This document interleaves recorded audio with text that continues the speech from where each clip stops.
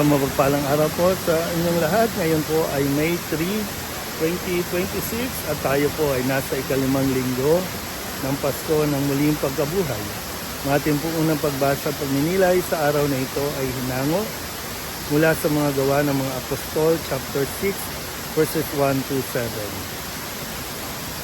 Noong mga araw na iyon, dumarami na ang mga sumasampalataya at nagreklamo ang mga Helenista laban sa mga Hebreo.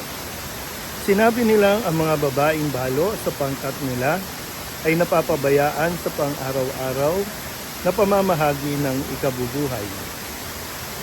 Kaya tinipon ng 12 ang buong kapulungan ng mga sumasampalataya at sinabi sa kanila, hindi namin dapat pabayaan ang pangangaral ng salita ng Diyos upang mangasiwa sa pamamahagi ng ikabubuhay.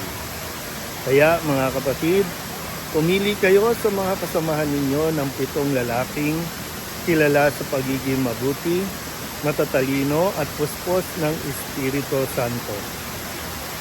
At ilalagay namin sila sa tungkuling ito. At iukol naman namin ang buong panahon sa pananalangin sa pangangaral ng salita. Nalugod ang buong kapulungan sa panukala ng mga apostol, kaya pinili nila si Esteban, isang lalaking matibay ang pananalig sa Diyos at puspos ng Espiritu Santo. Sina Felipe, Procoro, Nicanor, Timon, Parmenas at Nicolas na taga Antioquia, isang hintil na naakit sa Judaismo. Iniharap sila sa mga apostol. Sila'y ipinanalangin ng mga ito at pinutungan ng kamay. Patuloy na lumaganap ang salita ng Diyos at ang sumasampalataya ay parami ng parami sa Jerusalem at maging sa mga saserdote, marami ang sumampalataya. Ang salita ng Diyos. Muli po, isang mapagpalang araw sa inyo pong lahat.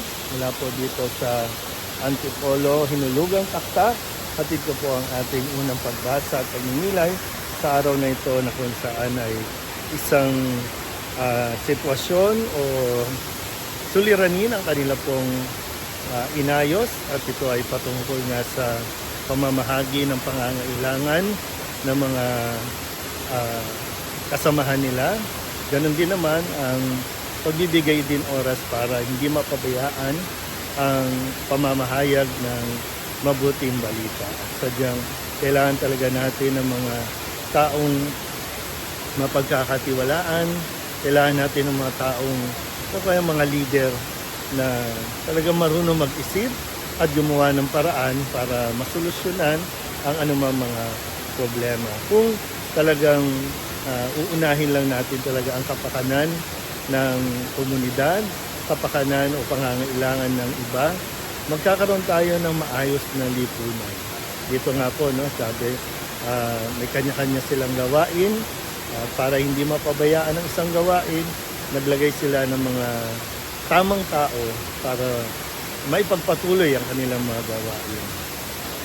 Sa kinakaharap nating sitwasyon sa ating lipunan, nararapat lamang talaga na yung mga itinatalaga natin mga tao, yung mga pinipili talaga natin ay tiyakin natin na mayroon talaga magagawa para sa o mabibigay na solusyon para sa mga problema at kinakaharap ng ating bansa. Mahirap po kung puro forma lang, mahirap kung puro dahil lang sa pangalan pero hindi naman talaga makakapagbigay ng solusyon. Iba nga, sila pa ang nagiging problema imbes na makapagdulot ng solusyon. So, nawa, mas ma-inspire tayo na makinig sa salita ng Diyos sa kung paano natin haharapin at ayusin ang mga sitwasyon natin sa ating lipunan. Muli po, sa mapagpalang araw sa inyo po.